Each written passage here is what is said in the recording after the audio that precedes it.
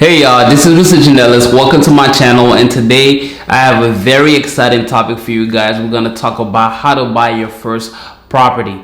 And if you haven't subscribed to the channel yet, just make sure you click the subscribe button right now and like the video and comment if you have to, so you could learn more about these videos and I could continue making these videos for you guys. So the topic for the day is basically how to buy your first home. Most people are trying to become first-time home buyers, but most of them don't really know what is the proper steps to take to become a homeowner. A lot of people think it is a very hard thing to do, and when you really think about it, it's really not. Just look at it as any regular transaction. Let's just say there's probably a couple of more details that is included in buying a home, but it's not really something that is so hard to the point where you get afraid by even thinking about it, because it's easier than you think. So today I came up with like 7 steps to help you buy your first home, and then I'm gonna basically explain those steps for you guys. Hopefully you could find value in those steps, and it could help you get into your first home, okay, or your next home, whatever it may be. All right, so the first step will be to find a job. Everybody knows that you cannot buy anything without a job. So how you gonna find money? How you gonna get money? Unless your family is rich, or you have like a family member that passed away that left you some money, you could basically buy a house cash. How else you gonna do it without a job? So the first step is that you need a job. Find a job that could pay you at least $45,000. I'm not saying that's what's required, because it differs almost everywhere. You might have a job where you're getting paid $35,000, you're still able to manage and get a home. But let's just say for this video, let's just say find a job that you could at least make $45,000 a year. All right, so that's the first step. And then try to keep that job for at least 2 years, because most banks look at a 2-year job history. Basically, they want the 2-year job history because they want to make sure that you have steady income coming in and you're capable of actually handling a loan. If they issue you a loan, you'll be able to pay it. So that's why they want to see that you're stable in your job and you have a steady income, and you will be able to make the payments. The second step will be to start working on your credit.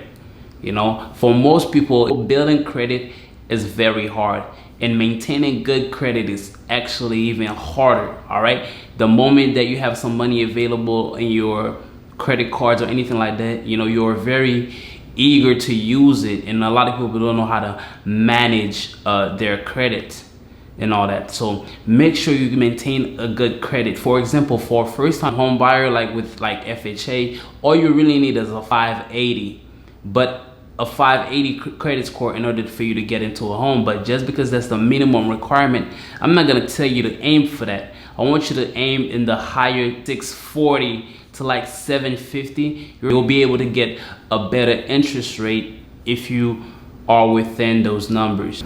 And step number 3 will be to start saving money. All right, for a first-time home buyer, you will need around like a 3.5% down payment for any home that you would like to buy. So whatever amount that the house is that you're about to get, just multiply it by 3.5%, and then whatever amount that is, that's the amount that you will need to have in order for you to basically get the kind of house that you want.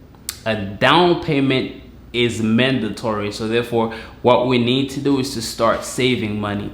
So you have a good job, you have a job. So the moment you have a job, the number one thing that you should actually do is to start saving money, because you know what your goal is, you know what you're trying to accomplish. You're trying to become a homeowner, so therefore it's not time for you to just be spending on the Gucci's, the Louis, or any of these expensive items that you're really not gonna need. So you really need a house, so therefore you need to start disciplining yourself to save money and become that homeowner that you really want to be. So save at least 3.5%. You could save way more than that, but the mandatory amount is 3.5% for an FHA loan.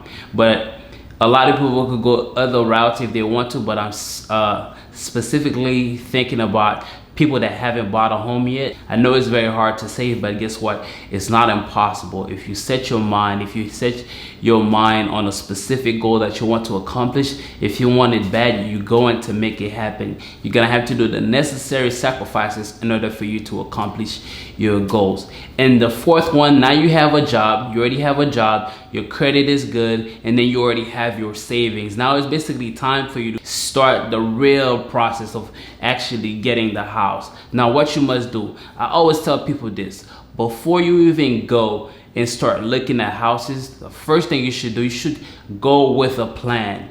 Do you want this house because you want to live in this house, or you would like to live in it for the time that is basically required by that specific loan in order for you to just turn this property into a rental in the future? You already know, if you're in this channel listening to me right now, you all about saving money, making money, and investing your money so you can become financially free in the future. So you gotta go with a plan. That will be the fourth step. The fourth step will be to go with a plan. Have a plan. If you know you're gonna want to stay in that house and just live in it forever, then that's the plan you should go in with. But if you know that you're going to stay in it for a while and then after that move out and rent it out, then you know that's your plan. So you should basically plan accordingly. The reason why I'm saying that is because if you know you're gonna stay in that house forever, you're gonna want your house to be a little nicer, a little nicer, probably a little bigger, or something that could accommodate everybody that lives with you. You look for something like that. But when you know what your end goal is, you're trying to build wealth through investment properties and all that stuff. So therefore, that is actually a completely different step. You should be looking at, your mind should be wired differently when it comes to an investment property. Maybe for this investment property, you probably will try to sacrifice a better neighborhood to go in a decent neighborhood, because you're not planning on living there forever. All you want is to get your foot in the door, buy your first home, and eventually turn it to a rental. Since you're not living there, you don't have to stay in the top neighborhood. You could sacrifice there. Or maybe instead of basically looking for this very, very expensive house, you probably go find a house that you can afford and actually live within your means and pay your bills every month without any problems. So if that's a home that you're going to live in, then you're going to want that home to be at a price range where you could actually afford it. But guess what? If you're going to get the property and your plan is to basically turn it into a rental property in the future, now you could go above what you can actually afford, because you have a plan of renting that house out. Or you probably have a plan to house hack it, live on one side, rent the other. All these different strategies that I mentioned are different ways that could help you pay for your mortgage or pay for your bills or anything like that. And now you have step 1 through 4. Now it's time for step number 5. Step number 5 will be to get pre-approved. All right. So what is getting pre-approved? Basically, you have to find a lender, and the lender will ask you a couple of questions about, what your monthly debt is, how much you pay for, for your bills, your cars, your cables, loans that you owe, all these things. He'll take all these things into account and give you a number, on what kind of house you should be looking for. Let's just say after running all those numbers, he might tell you 200,000, 300,000, 400,000. It all depends on the amount of debt that you have a responsibility to pay on a monthly basis. So that's what they check. So once you get their pre-approval, then you already know it's time for you to basically hit the market and start searching for the home that you actually like. That's where all of the exciting part comes in. That's when you start going on Zillow, start looking at different properties, start looking at mansions. Don't do that. Don't look at mansions if you don't have mansion money. A lot of people skip all of the steps that I just listed, and they just go straight to Zillow and start looking at houses without knowing exactly how much money they pre-approved for. Don't do that, because you're just gonna hurt yourself when you actually find out how much house you could actually afford. So don't do that to yourself. Just wait, get that pre-approval first. The moment they tell you what you're pre-approved for, now it's time for you to find a realtor. So finding a realtor will be step number 6. you have a realtor now, you pre-approve. Now you send your pre-approval to your realtor, tell your realtor exactly what you're looking for. And one important thing that you guys should basically know is, remember, if you go back to step number 4, I told you to have a plan, right? If you already have a plan, like I said, if you know you're gonna stay in the house, tell the realtor exactly what you want in that house, the things that you cannot live without, the things that will be a deal breaker to you when it comes to basically getting that home. Also, if you know your plans, you know exactly what you're trying to do is to basically live in it for like a year or 2 and then move out, turn it into a rental property, tell the realtor exactly that's the plan that you have. Because like I explained previously, all these, you have to basically wire your brain differently when it comes to a property like that. All right, so always be honest with your realtor and tell your realtor exactly what you want. And one thing you should remember, your realtor works for you. They work for free for you. So basically, don't be pushed by anyone that doesn't have the patience to find you what you really want. Because personally, I've dealt with realtors that they show me 2 or 3 houses, and if I don't pick one, they get mad at me like, hey, listen, what are you trying to do? Like, are you trying to get a house or not? Like, you feel me? They pressuring me to get a house. Don't let them pressure you, because at the end of the day, you could basically let them go and find you another realtor that will be more patient in trying to give you exactly what you want, you know? There is a lot of good realtors out there, so don't let one bad realtor make you hate, you know, the housing buying process, because it could be fun with a great realtor that would help you find exactly what you need.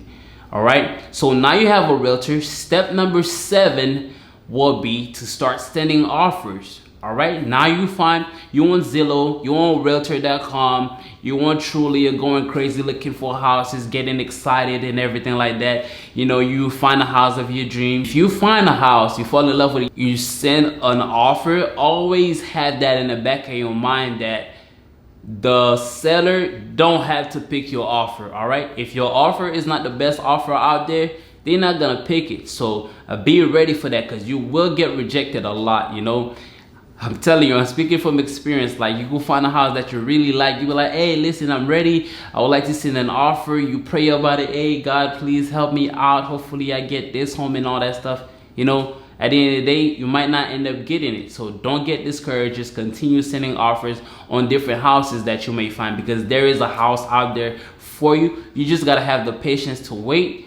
Whatever was meant for you will be for you. So just wait on your time. Your time gonna come for you to get your house. So those 7 steps are the steps that you need to actually worry about, because whatever happens beyond that point is not really up to you. So now you've done everything that you can. You send offers.